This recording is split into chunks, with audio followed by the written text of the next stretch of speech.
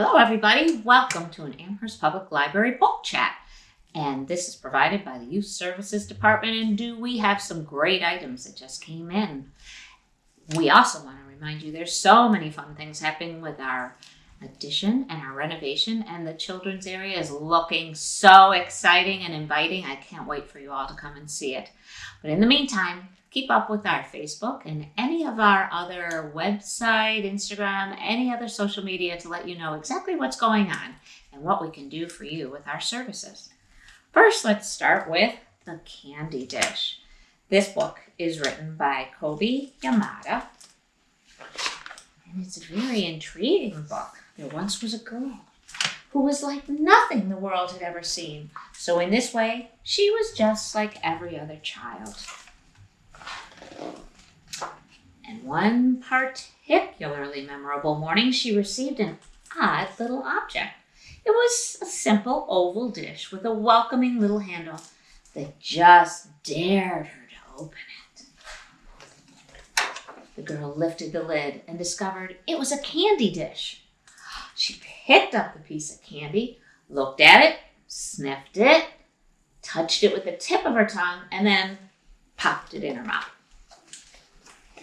It was the most marvelous thing she'd ever tasted. It was like a summer day playfully running through the sprinkler, laughing, laughing, laughing, while the drops of water trickled down her face. She devoured it quickly and immediately wanted more. But when the girl went to lift the lid again, it wouldn't budge. She tried harder and harder still, and she pulled the handle with all her might, but it wouldn't move.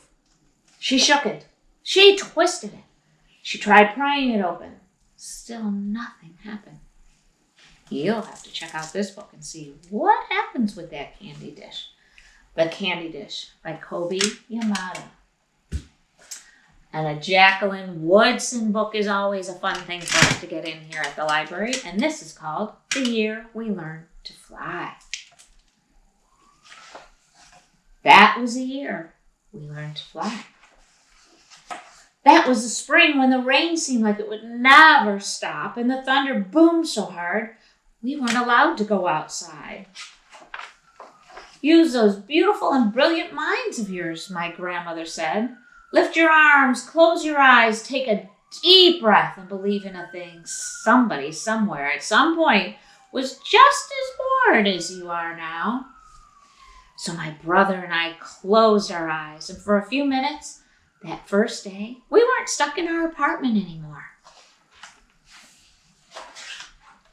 We were flying over the city we'd known our whole lives, but it was suddenly different, exploding with every kind of flower we'd ever seen growing.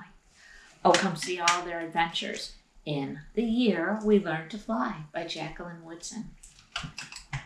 Just a side note on our movies, too. Not only do we have these great books, but we're always getting DVDs in.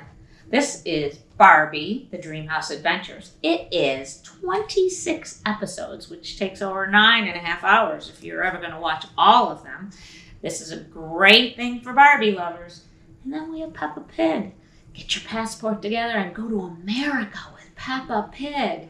His adventures are great. They'll take you to London. You can go anywhere. This one is Peppa Visits America. And then, what a creative little story. We have Milk and Juice. It's a recycling romance. This is by Meredith Crandall Brown.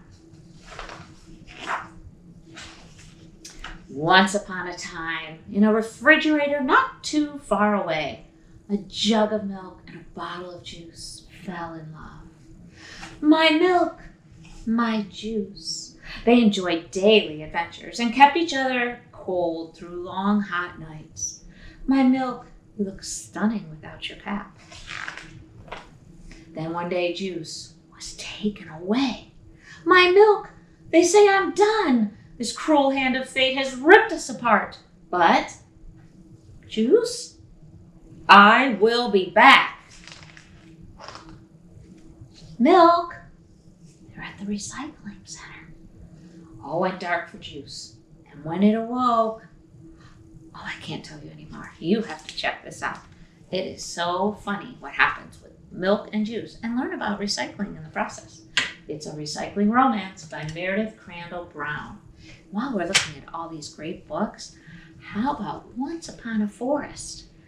Wonderful illustrations that help you become maybe a writer yourself, because there's no words in here.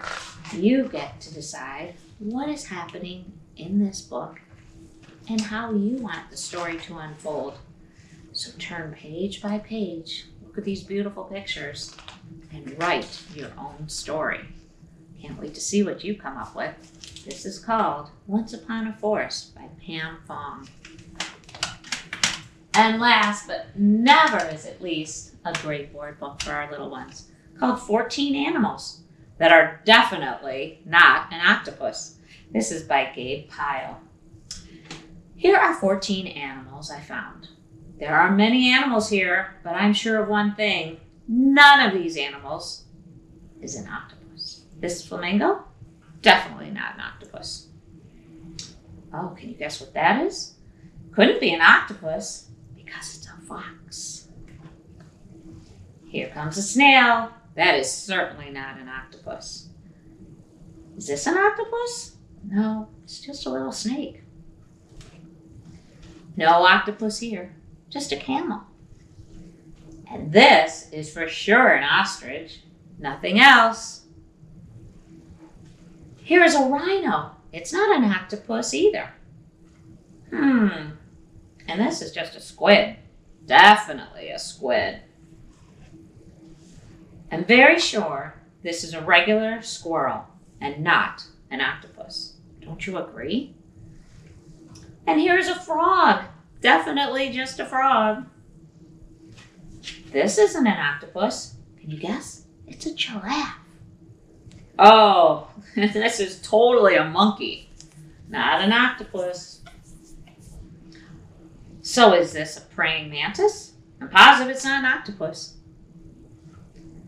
And this is a porcupine. Actually, this porcupine looks a little funny. I think it might be... It's an octopus. And guess what? All of the animals that we just saw are an octopus in disguise. So go back and look for 8 arms and 2 eyes, each of those pages. 14 animals that are definitely not an octopus. But now you know the secret. Come and check this book out by Gabe Pyle. We can't wait to see you here at the library. Come and get our great new books. Thank you so much for being here today. Bye now.